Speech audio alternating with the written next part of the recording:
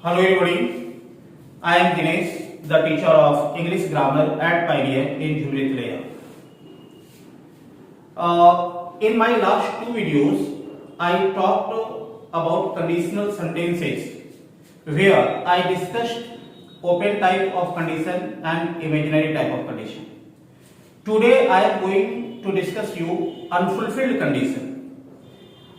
This is the third type of conditional sentences. I hope you must have watched the first two videos of conditional sentences. So those students who have watched those two videos won't find any problem in the class today. But if you have not watched those two videos, then watch this video very carefully till the end, and you easily will understand, because today I am going to discuss unfulfilled with the help of open condition and imaginary condition. तो आज जो मैं तीसरा type का conditional sentence discuss करने वाला हूं, जो अनफुलफिल्ड कंडीशन है, तो इसको मैं ओपन और इमेजिनरी के मदद से डिस्कस करूंगा ताकि आपको समझने में आसानी हो जाए. तो अगर आपने मेरे पहले दो वीडियोस को नहीं देखा है तो आज के क्लास को गौर से सुनिए, गौर से देखिए, आपको परेशानी नहीं होगी. और जिन स्टूडेंट्स ने पहले के दो वीडियोस को देख लिया है उनको तो परेशानी नहीं ही होने वाली है. तो आपको मैं पहले ही बता चुका हूं कि कंडीशनल सेंटेंस तीन तरह का होता है. ओपन टाइप ऑफ कंडीशन जिसको हम टाइप 1 बोलते हैं, इमेजिनरी टाइप ऑफ कंडीशन जिसको हम टाइप 2 बोलते हैं, और अनफुलफिल्ड टाइप ऑफ कंडीशन जिसको हम टाइप 3 बोलते हैं. अब मैंने तीनों का स्ट्रक्चर लिख लिया है. ओपन टाइप ऑफ कंडीशन में कंडीशनल पार्ट को सिंपल प्रेजेंट में रखते हैं और उसके बाद हम कोई प्रेजेंट मॉडल यूज करते हैं रिजल्ट क्लॉज के लिए. इमेजिनरी टाइप में कंडीशनल पार्ट को सिंपल पास्ट में लिखा जाता है, बोला जाता है, और इमेजिनरी और रिजल्ट क्लॉज में हम पास्ट मॉडल को यूज करते हैं और V1 यूज करते हैं. और अनफुलफिल्ड जो तीसरा टाइप है जिस पर हम आज फोकस करेंगे, जिस पर चर्चा करेंगे, इसमें हम कंडीशनल पार्ट को पास्ट परफेक्ट में रखते हैं और रिजल्ट क्लॉज में पास्ट मॉडल के साथ हैव यूज करते हैं और यहां पर V3 होता है. आप जब हमारे पहले के दो वीडियोस देख चुके हैं तब तो दिक्कत नहीं होगी, लेकिन मैं थोड़ा सा बता देना चाहूंगा जो आज पहली बार वीडियो देख रहे हैं उनके लिए, ताकि वो आसानी से समझ जाए. ओपन टाइप के वीडियो में शर्त को कभी भी पूरा किया जा सकता है. जैसे सेंटेंस मैंने लिखा कि अगर तुम पटना जाओगे तो गोलघर देखोगे. अब गोलघर देखने के लिए आपको कुछ नहीं करना है, सिर्फ पटना जाना है और पटना जाकर के गोलघर देख लेना है. आप आज पटना जाएं तो आज गोलघर देखेंगे, कल पटना जाएं कल देखेंगे. अब जब कभी पटना जाएं, गोलघर पटना में ही है, पटना जाएंगे और गोलघर देख लेंगे. यहां पर शर्त को आप कभी भी पूरा कर सकते हैं. इमेजिनरी टाइप में ये एक सपने जैसा है, हम इमेजिन करते हैं. मान लीजिए कि कोई पटना जाने वाला है नहीं, हमारे लाभ कहने के बाद भी वो पटना जाएगा नहीं, तो उसके लिए मैं सेंटेंस जो यूज करूंगा तो वहां पर बोलूंगा कि अगर तुम पटना जाते तो गोलघर देखते. ऐसा कहते समय हमारे मन में हमको विश्वास है कि वो जाएगा नहीं. जैसे मैंने एक सेंटेंस बोला था इमेजिनरी सेंटेंस में कि कई बार माता पिता बच्चों से कहते हैं कि अगर तुम पढ़ते तो जीवन में कुछ अच्छा करते. मैंने आपको एक कविता भी बताई थी, कदम का पेड़ की यह कदम का पेड़ अगर मां होता जमुना तीरे तो मैं भी उस पर बैठ कन्हैया बनता धीरे धीरे. मतलब अगर ऐसा हो जाता तो वैसा भी हो जाता. तो ये सपने जैसा है. तो टाइप 1 में सेंटेंस है अगर तुम पटना जाओगे तो गोलघर देखोगे, जब जाओ गोलघर देखोगे. टाइप 2 में सेंटेंस कैसा लिखा गया, अगर तुम पटना जाते, जाने वाले हो नहीं, इसलिए मेरे लिए एक सपने जैसा, अगर तुम पटना जाते तो गोलघर देखते.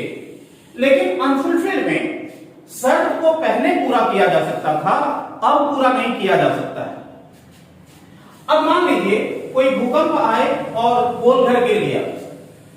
अब अगर हम पटना जाएंगे, मान लीजिए गोलघर गिर जाए, भूकंप आ जाए और गोलघर अब नहीं है, गिर गया. अब अगर पटना जाएंगे तब गोलघर नहीं देख सकते हैं. अब शर्त को पूरा नहीं किया जा सकता है. जब तक गोलघर था तभी तक पटना जाया जा सकता था और गोलघर को देखा जा सकता था. अब आप अमेरिका चले जाएंगे तो ट्विन टावर नहीं देखेंगे, वो ध्वस्त हो गया, लेकिन उसके गिरने से पहले जो लोग गए वो देखे। तो अनफुलफिल्ड में शर्त को पहले पूरा किया जा सकता था, अब नहीं किया जा सकता है। तो अब इसमें सेंटेंस लिखा हुआ है, अगर तुम पटना गए होते तो गोल घर देखे होते। तो चलिए हम टाइप 1 से आ जाते हैं। अगर तुम पटना जाओगे तो गोल घर देखोगे। आप गौर से सोचिए, कौन गोल घर देखेगा? तो तय बात है कि तुम पटना जाओगे तो तुम ही गोल घर देखोगे। तो यहां पर हिंदी सेंटेंस में सब्जेक्ट लिखा हुआ नहीं है। कई बार रिजल्ट क्लॉज में सब्जेक्ट लिखा हो भी सकता है हिंदी सेंटेंस में, कई बार नहीं लिखा हो सकता है।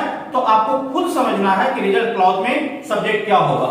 तो यहां पर तुम नहीं लिखा हुआ है, लेकिन सब्जेक्ट तुम ही होगा कि अगर तुम पटना जाओगे तो तय बात है कि तुम गोल घर देखोगे। ये टाइप 1 है। तो अब टाइप 1 के स्ट्रक्चर में आ जाओ। पहले है कंडीशनल वर्ड। तो कंडीशनल वर्ड यहां अगर के लिए हमने लिख दिया इफ। फिर है सब्जेक्ट, तो हमने लिख दिया यू। अब है V1 चाहे V5 सिंपल प्रेजेंट में, तो यू के साथ होता है V1। तो जाना का अंग्रेजी गो होता है, तो V1 गो है। If you go to Patna,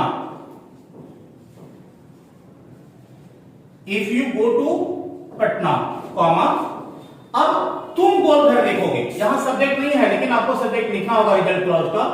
you, if you go to Patna, you. अब हमारे पास 4 मॉडल है, कैन, मे, विल, शैल। अगर हमारा सेंटेंस ऐसा रहता कि अगर तुम पटना जाओगे तो गोल घर देख सकते हो, तब फिर हम यूज करते you can see the Gol Ghar और you may C the Gol घर। तुम गोल घर देखोगे, ये फ्यूचर टाइप का है, तो विल शैल से काम चलाएंगे। तो यू के साथ will. If you go to Patna, you will see the Gol Ghar. अब सेंटेंस हुआ, अगर तुम पटना जाओगे तो गोल घर देखोगे। If you go to Patna, you will see the Gol Ghar. हमने क्या किया? कंडीशनल पार्ट को सिंपल प्रेजेंट में लिख दिया, if you go to Patna, और रिजल्ट क्लॉज में हमने सब्जेक्ट लिख लिया, सब्जेक्ट के बाद प्रेजेंट मॉडल। तो सेंटेंस के सेंस को देखते हुए, चूंकि ये फ्यूचर जैसा है, तो हमने यू के साथ विल यूज कर दिया, V1 यूज किया, और उसके बाद जो भी ऑब्जेक्ट और अदर वर्ड्स है मैंने यूज कर दिया। अब टाइप 2 में, अगर तुम पटना जाते तो गोल घर देखते। कौन गोल घर देखता? अब आपको पता चल गया कि तुम गोल घर देखते। अब टाइप 2 का स्ट्रक्चर देखिए। टाइप 2 में कंडीशनल पार्ट सिंपल पास्ट में है, conditional word, subject, V2 and object. तो conditional word if, subject you, if you. अब V2 है, सिंपल पास्ट में V2 यूज करते हैं, तो गो का V2 went. If you went to Patna, if you went to Patna, अगर तुम पटना जाते तो गोल घर देखते। कौन देखता? तुम देखते, you. If you went to Patna, you. अब पास्ट मॉडल, तो विल देखते, विल का past would, you would. Would के बाद क्या है? V1, you would see the Gol Ghar. अब यहां पर सेंटेंस हुआ, अगर तुम पटना जाके तो गोल घर देखते। If you went to Patna, you would see the Gol Ghar. तो कई बार कंपटीशन में आपसे सवाल पूछा जाता है, खैर उस पर मैं आगे बात करूंगा कि आपसे किस तरह से सवाल पूछा जाएगा और कैसे आंसर देना। अब टाइप 3 है। अच्छा, टाइप 3 पर आने से पहले टाइप 2 पर एक और बात कर लूं कि if you went to Patna, type 2 में इमेजिनरी सेंटेंसेस में जब कभी इफ आएगा तो उस इफ को हम शुड से हटा सकते हैं। ध्यान रहे, मैं फिर से एक बार बता देता हूं कि टाइप 2 में जब कभी इफ आएगा, हालांकि इसके कुछ एक्सेप्शंस हैं, हर बार तो नहीं, लेकिन जब टाइप 2 में इफ आएगा तो उस इफ के जगह हम शुड लिख सकते हैं। तो मान लीजिए यहां इफ आया टाइप 2 में, तो इफ के बदले हम शुड लिख देते हैं, शुड।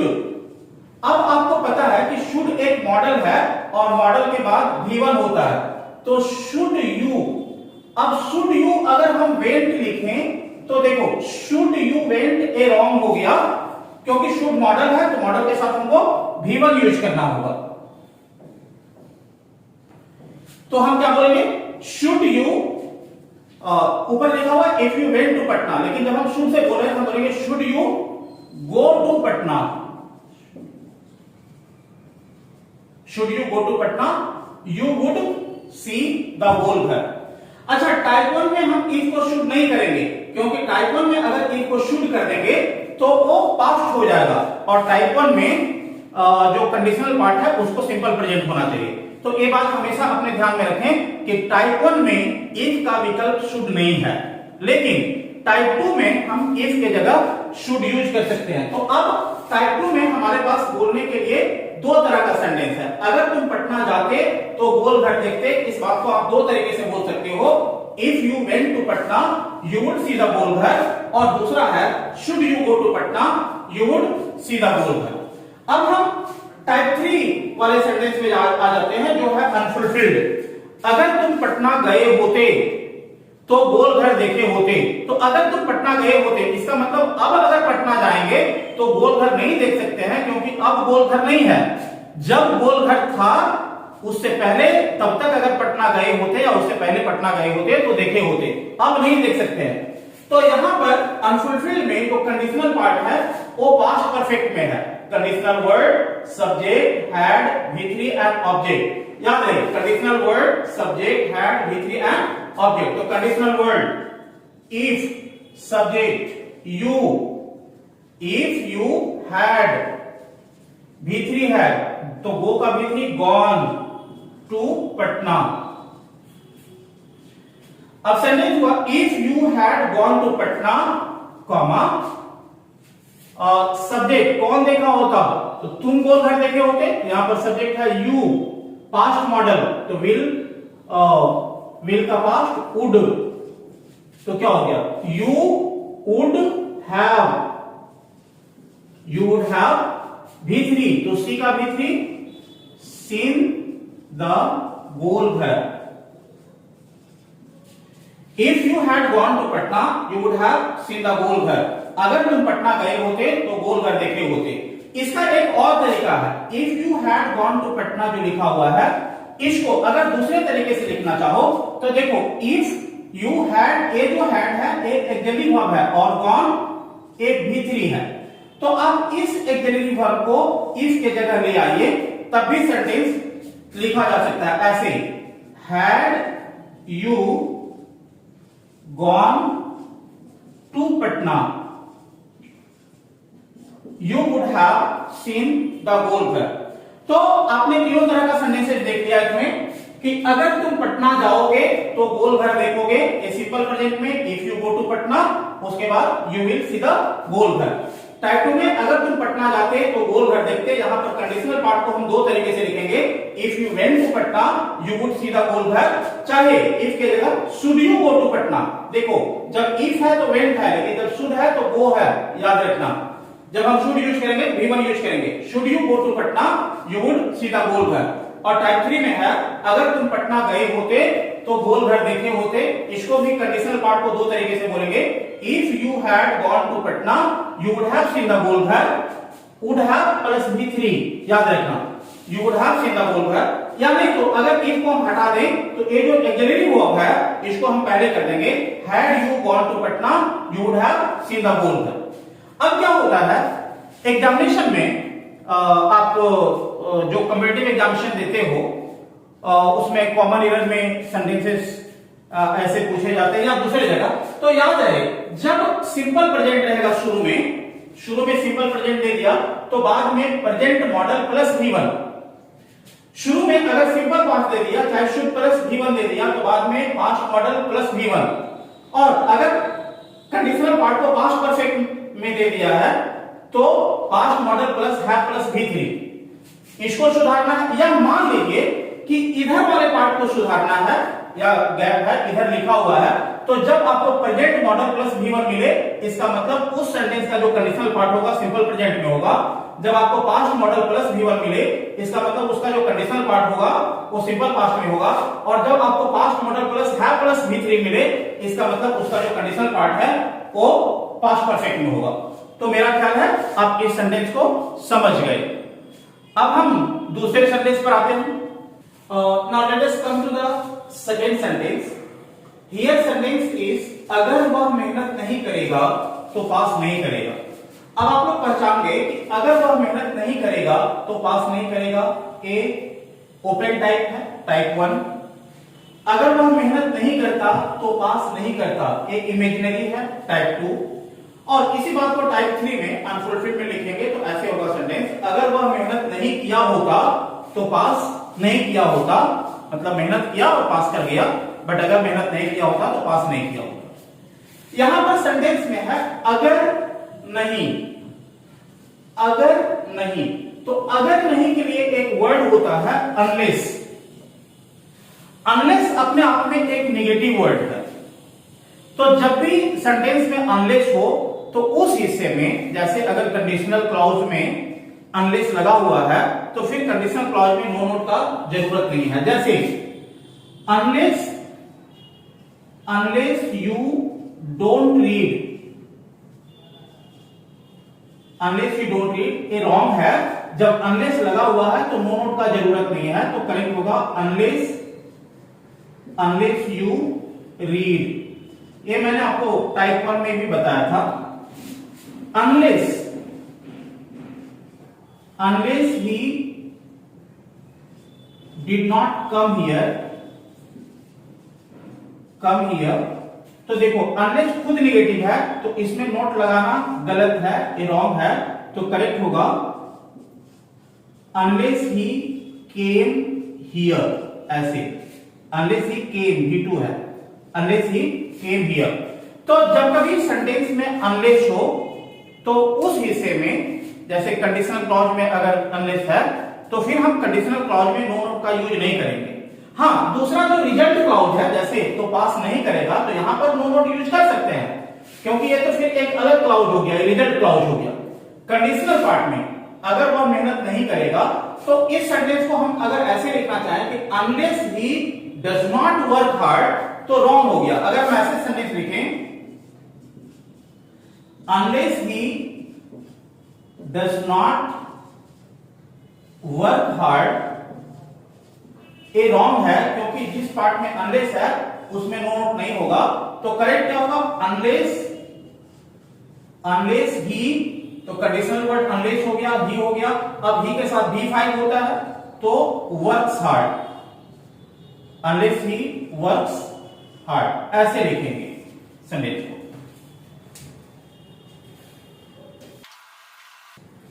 तो अभी तक मैंने आपको बताया कि अगर सेंटेंस में अनलेस हो तो उस हिस्से में नो नोट की जरूरत नहीं है।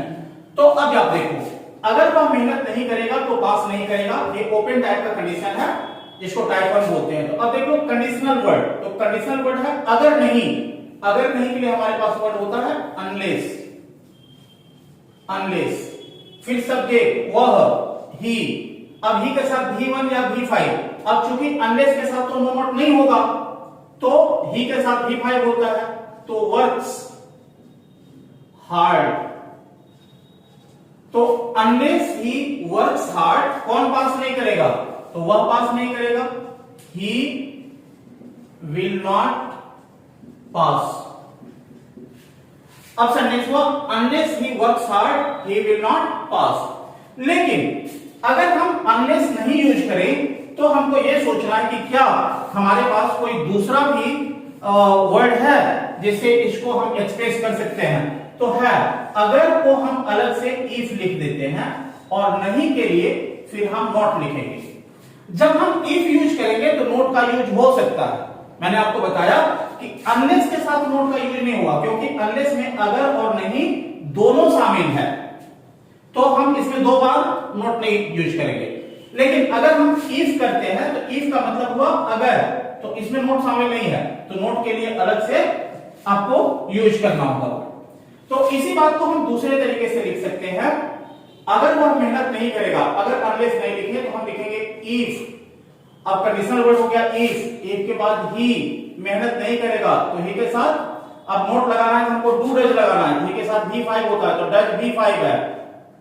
If he does not work hard, जब डज लगा दिया तो यहां पर V5 नहीं होगा, work hard he will not pass. तो अगर वह मेहनत नहीं करेगा तो पास नहीं करेगा। This sentence can be expressed in 2 ways. The conditional part of this sentence can be expressed in 2 ways. Unless he works hard, he won't pass, or if he does not work hard, he won't pass। आपको result clause पर ध्यान नहीं देना, आप हर बार conditional clause पर ध्यान दीजिए, क्योंकि कंडीशनल क्लॉज एक से अधिक तरीके से बोला जा सकता है, एक से अधिक तरीके से एक्सप्रेस किया जा सकता है। रिजल्ट क्लॉज तो हर बार उसी तरीके से एक्सप्रेस होगा। So you people need to take care of conditional clause कि कंडीशनल क्लॉज को एक से अधिक तरीके से कैसे बोलेंगे। अब इसी में टाइप 2 में आ जाओ। अगर वह मेहनत नहीं करता, जो इमेजिनरी है, अगर वह मेहनत नहीं करता तो पास नहीं करता। तो अगर नहीं के लिए वर्ड है अनलेस, अनलेस ही V2 है, अनलेस ही V2 वर्कड हार्ड, तो कौन पास नहीं करता? वह पास नहीं करता। तो ही पास्ट मॉडल, तो विल का past would, he would not pass. दूसरा तरीका अनलेस ही वर्कड हार्ड, इसको और तरीके से बोल सकते हैं। जैसे अगर सिर्फ अगर बोले तब हमको नहीं बोलना पड़ेगा, जैसे इफ नॉट। तो इफ ए सिंपल पास्ट है, conditional word, subject V2 object, और आप जानते हो कि सिंपल पास्ट में एक्जेक्टिव वर्ब होता है डिड। तो यहां पर यूज करेंगे इफ ही डिड नॉट। अब जब हम डिड लगा दिए फिर V1 लगाएंगे, if he did not work hard. जो स्टेम टेंस को जानते हैं उनको ये बात पता होगा। अगर आप टेंसेस को नहीं जानते हैं तब दिक्कत हो सकती है, लेकिन टेंसेस जानते हैं तब फिर दिक्कत नहीं होगी, क्योंकि जब हम डिड लगाते हैं तो फिर V1 यूज करेंगे। अगर डिड नहीं यूज करेंगे तब सिंपल पास्ट में V2 होगा। तो हमने क्या लिखा? Unless he worked hard he would not pass. दूसरा तरीका है इफ ही डिड नॉट, क्योंकि हमने डिड नॉट लगा दिया तो फिर V2 नहीं होगा, हमने V2 को फिर V1 कर दिया। If he did not work hard he would not पास। और मैंने आपको एक और तरीका बताया है, वो ये कि टाइप 2 में इफ के जगह शुड का हम यूज कर सकते हैं। तो अब अगर इफ के जगह शुड यूज करेंगे तो ऐसे लिखेंगे शुड ही। अब यहां पर डिड नहीं यूज करेंगे क्योंकि शुड मॉडल है और मॉडल में ही नोट लग जाता है। तो should he not work hard, चूंकि शुड मॉडल है तो मॉडल के साथ V1 होगा, तो हमने मॉडल के साथ V1 लगा दिया। शुड के साथ नोट लगता है तो हमने यहां पर नोट लगा दिया, यहां डिड की जरूरत नहीं है।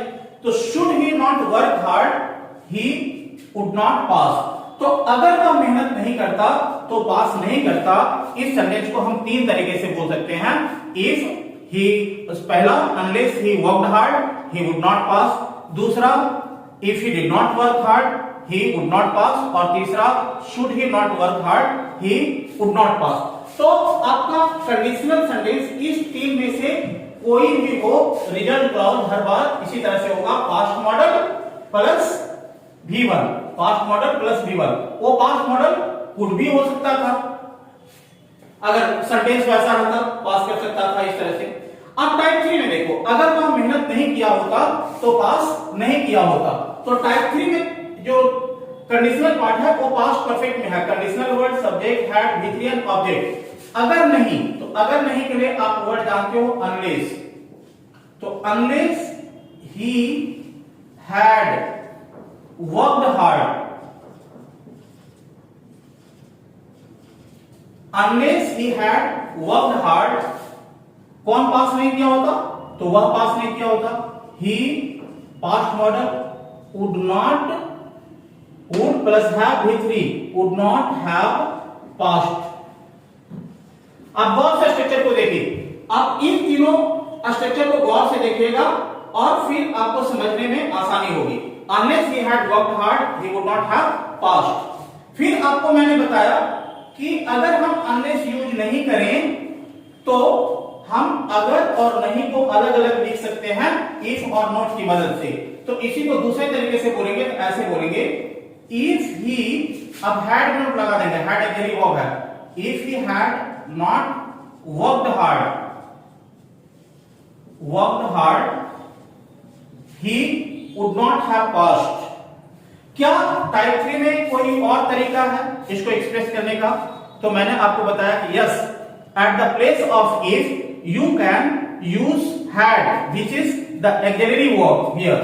सी, एक और तरीका है, if he had not worked hard अब आप जरा देखिए, ए हैड एग्रीव वर्ब है और यहां पर जो वर्ब है वो B3 है, तो इस एग्रीव वर्ब को इफ की जगह ले आइए तो ऐसे हो जाएगा sentence, had he not, had बाहर आ गया तो had he not worked hard he would not have passed। तो अगर वह मेहनत नहीं करेगा तो पास नहीं करेगा। This is type 1। You have seen here the conditional clause can be written in two ways. और इसी बात को टाइप 2 में लिखते हैं, अगर वह मेहनत नहीं करता तो पास नहीं करता, तो what you find here conditional part can be expressed in 3 ways. और अगर वह मेहनत नहीं किया होता तो पास नहीं किया होता, this is unfulfilled and here also conditional part can be expressed in 3 ways. But result clause हर बार एक ही तरीके से एक्सप्रेस होता है। So the thing that you people have to notice, the thing that you people have to care for is in how many types can you, in how many ways can you express conditional part of the sentence. Conditional part of the sentence can be expressed in more than one ways. एक से ज्यादा तरीके से हम conditional part of sentence को express कर सकते हैं। रिजल्ट क्लॉज में आपको दिक्कत नहीं है, तो conditional part of the sentence को आप गौर से देखिए, because conditional part of the sentence can be expressed in more than one ways. तो ये हमारे दूसरे तरह का सेंटेंस था जिसे आपने देखा। मैं अब तीसरे तरह के सेंटेंस की बात करता हूं जिसमें तीसरा कंडीशन होगा। Well see the third type of conditional word. यहां सेंटेंस है, जब तक तुम उसे नहीं बुलाओगे वह नहीं आएगा। तो ये ओपन टाइप का हो गया, टाइप 1। इसी बात को टाइप 2 में बोलेंगे, तो जब तक तुम उसे नहीं बुलाते वह नहीं आता, तो हटा देते हैं। जब तक तुम उसे नहीं बुलाओगे वह नहीं आएगा, जब तक तुम उसे नहीं बुलाते वह नहीं आता, और जब तक तुम उसे नहीं बुलाए होते, दिस इज अनफुलफिल्ड, टाइप 3, वह नहीं आया होगा। देखिए जब तक नहीं, ये टाइम दिखाता है, मतलब वह कब तक नहीं आएगा, वह उस समय तक नहीं आएगा जिस समय तक आप उसको नहीं बुलाओगे। ये आपको टाइम दिखाता है। तो हियर द वर्ड जब तक नहीं, जब तक नहीं के लिए एक वर्ड है until। तो the way unless is a negative word as you people saw in the last sentence. In the same way until also is a negative word। तो until भी एक नेगेटिव वर्ड है। until का मतलब ही होता है जब तक नहीं। until means जब तक नहीं। तो जिस तरह से unless में हम नो नोट यूज नहीं करते थे, उसी तरह से until में भी हम नो नोट यूज नहीं करेंगे। जैसे अगर हम ऐसे सेंटेंस लिखें, until you don't go there, तो ये रॉन्ग है। करेक्ट होगा until you go there, क्योंकि until खुद नेगेटिव वर्ड है, तो इसमें फिर से नोट की जरूरत नहीं है। until he did not come here, ये रॉन्ग है, तो करेक्ट होगा until he came here, क्योंकि until खुद नेगेटिव है, तो इसके साथ किसी नोट की जरूरत नहीं है, तो until he came here। तो यही बात आपने unless में देखा था कि unless एक नेगेटिव वर्ड था, और कंडीशनल पार्ट में चाहे सेंटेंस के जिस भी हिस्से में unless का यूज हम कर रहे हैं, उसी पार्ट में नो नोट या किसी दूसरे नेगेटिव वर्ड की जरूरत नहीं थी।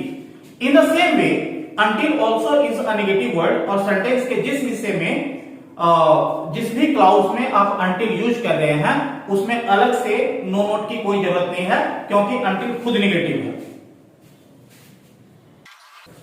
तो चलो बारी बारी से देख लेते हैं। जब तक तुम उसे नहीं बुलाओगे वह नहीं आएगा। तो जब तक नहीं, इसके लिए वर्ड हो गया until। until conditional word type 1 है, फिर सब्जेक्ट until you, V1 चाहे V5, तो U के साथ V1, until you call him, कौन नहीं आएगा, वह नहीं आएगा, तो he will not come। Sentence हुआ until you call him he will not come। जिस तरह से unless को हम एक दूसरे तरीके से एक्सप्रेस कर सकते थे if और not की मदद से, उसी तरह से until को भी एक और तरीके से हम एक्सप्रेस कर सकते हैं। मान लीजिए आपको until नहीं लिखना है, तो जब तक के लिए एक वर्ड होता है so long as, चाहे दूसरा वर्ड है as long as, तो whatever you want you can use, whether you people use so long as और you use as long as, both are the same word.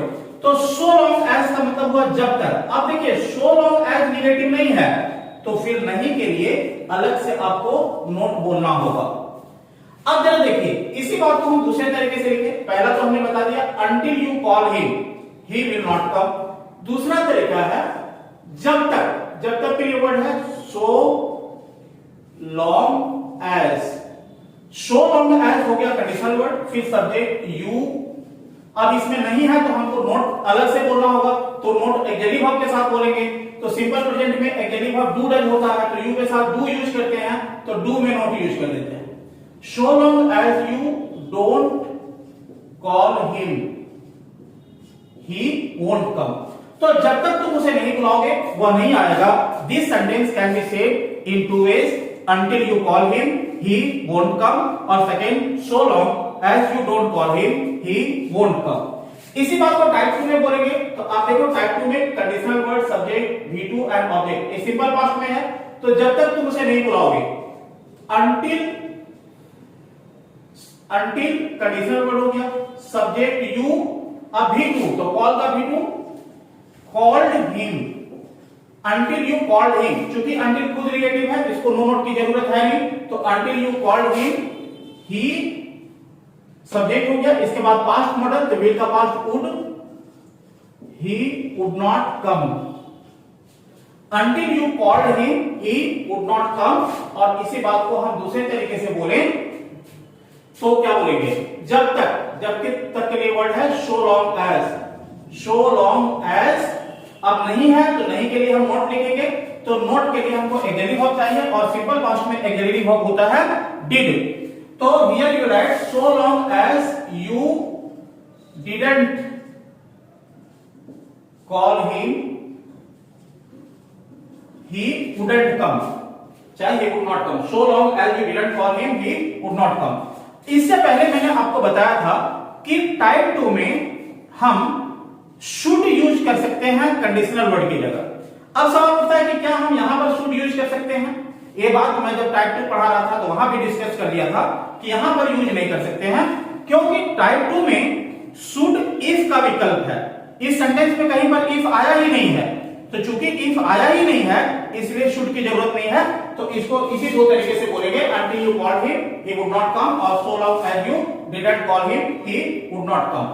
Type 3 में जब तक तुम उसे नहीं बुलाए होते, तो अब ये पास्ट परफेक्ट में यूज करेंगे कंडीशनल पार्ट को। तो until you सब्जेक्ट हो गया had, V3 called him, फिर सब्जेक्ट भी past model would not have come, come V3 है, कम का V3 भी कम ही होता है। तो until you had called him, he would not have come।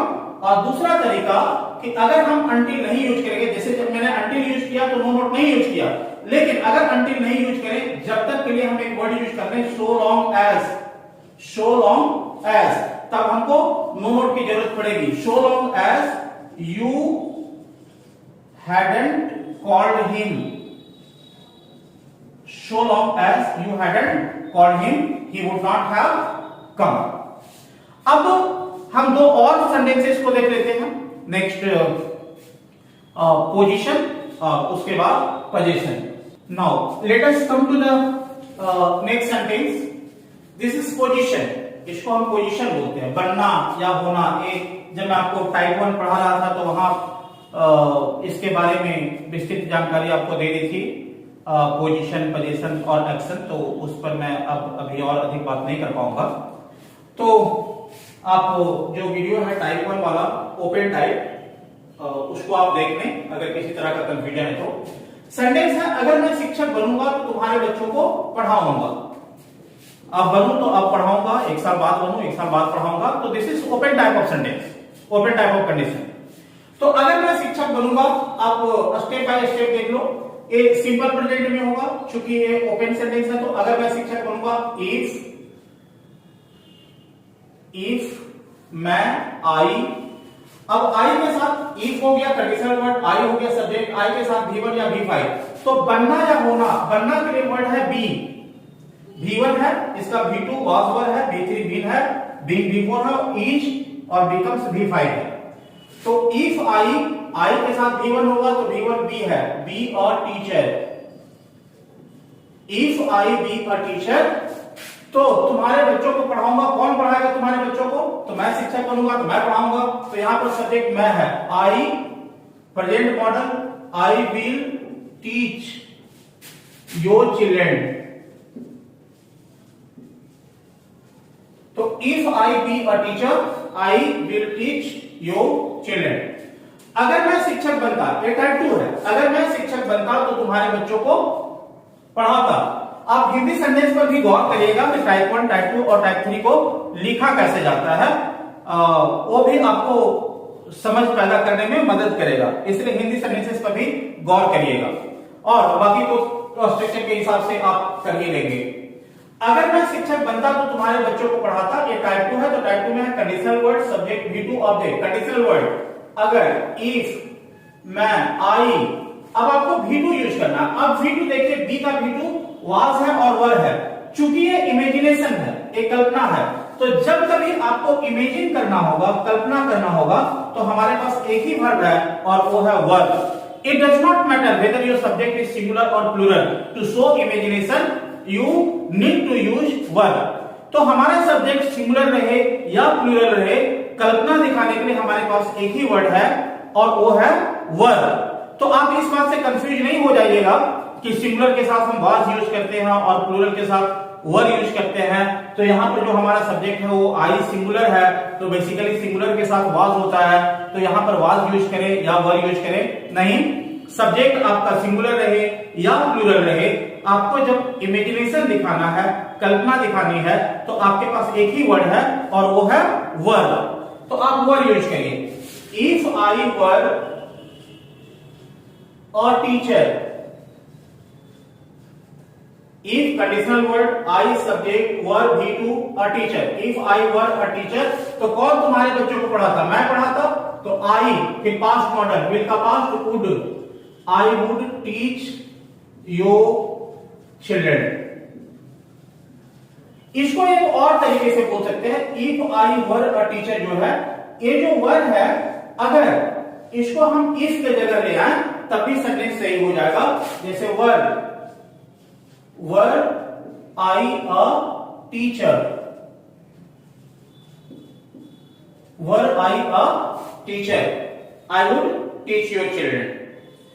यहां पर मैंने आपको बताया था कि if के बदले में should यूज करते हैं, लेकिन जब ये इमेजिनेशन दिखाए तो इमेजिनेशन दिखाने के मामले में हम if के बदले में should को लेकर के नहीं आएंगे, इसलिए यहां पर टाइप 2 के जगह आप should यूज नहीं करेंगे।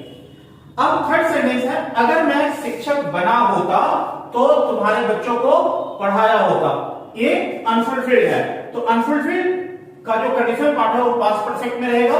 Conditional word subject had V3 and object, तो conditional word if subject I had, अब V3 है तो B का V3 है been, if I had been a teacher,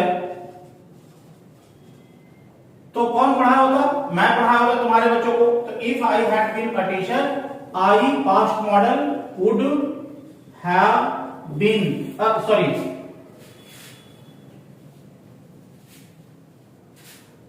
I would have V3 taught your children.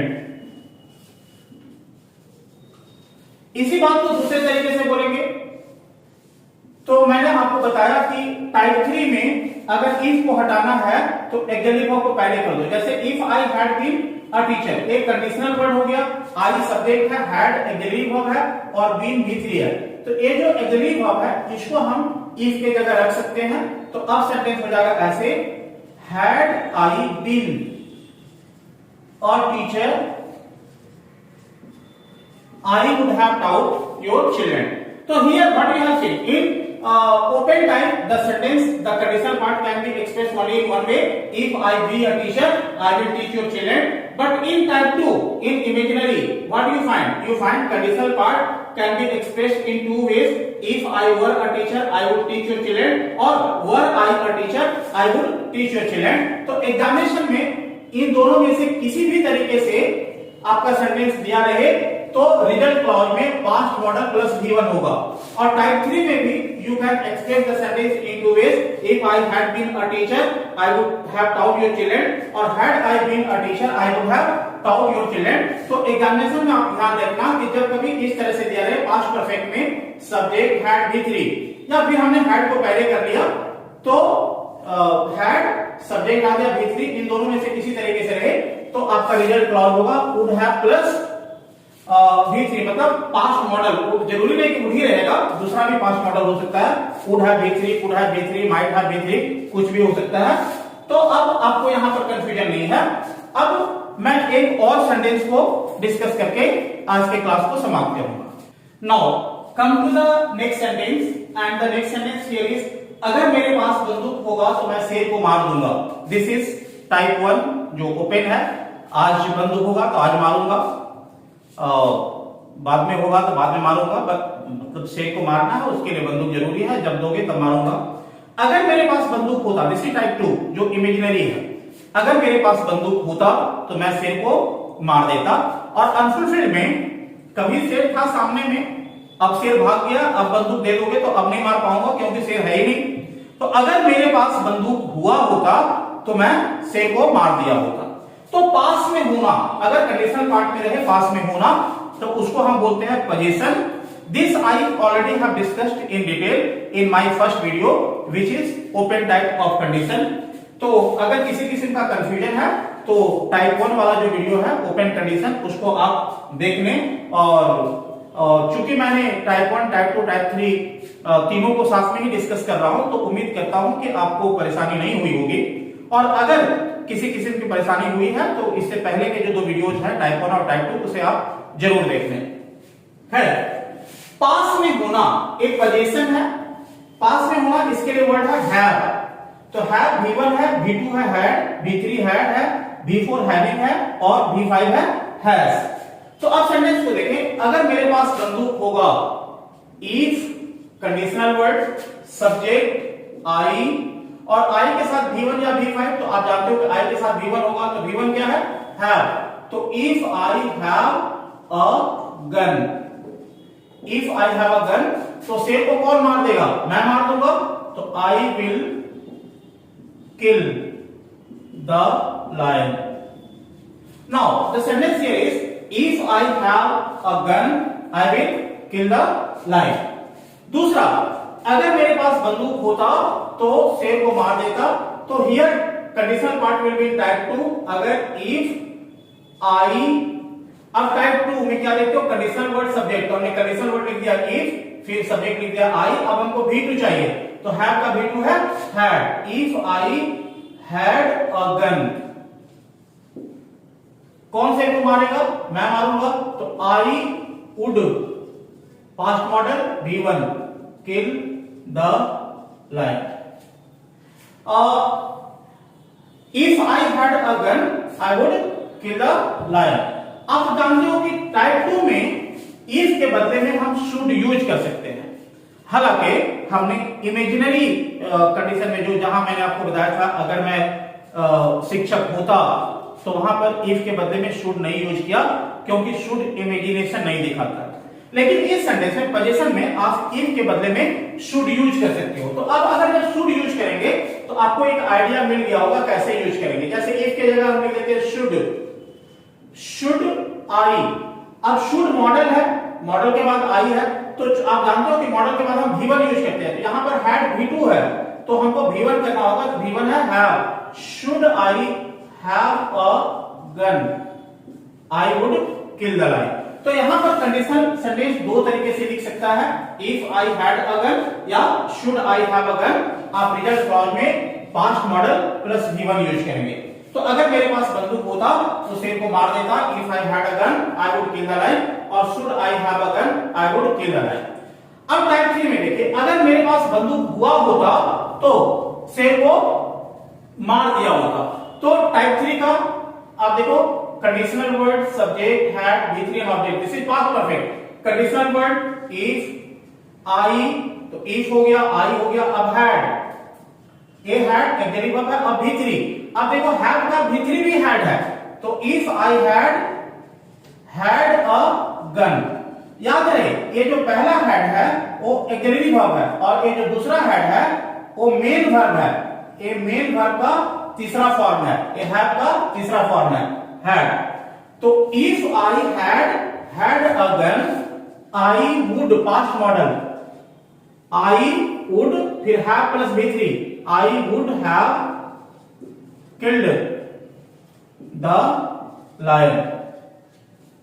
If I had a gun, I would have killed the lion. इसी बात को दूसरे तरीके से लिखेंगे तो मैंने आपको बताया कि जो ऑक्सिलरी वर्ब है उसको उठा करके हम इफ के जगह ला सकते हैं। तो हैड को अब बाहर ले आइए, had I had a gun, had I had a gun, I would have killed the lion.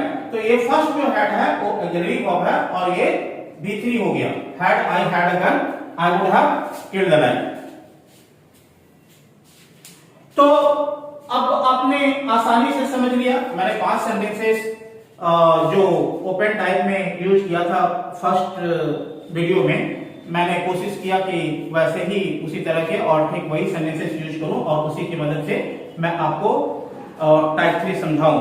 हालांकि आज के वीडियो में मुझे सिर्फ अनफुलफिल्ड कंडीशन और टाइप 3 ही डिस्कस करना था, लेकिन मुझे लगा कि बहुत सारे ऐसे भी स्टूडेंट हो सकते हैं जिन्होंने ओपन कंडीशन का वीडियो या इमेजिनरी कंडीशन का वीडियो नहीं देखा है और डायरेक्ट इसी वीडियो को देख रहे हैं। तो उनकी सुविधा के लिए मैंने टाइप 3 को डिस्कस करने के साथ साथ टाइप 1 और टाइप 2 भी डिस्कस कर दिया। तो because of this the video became a bit long, but the video is very useful, this is very much helpful, I hope it will be very beneficial to you if you watch the video complete.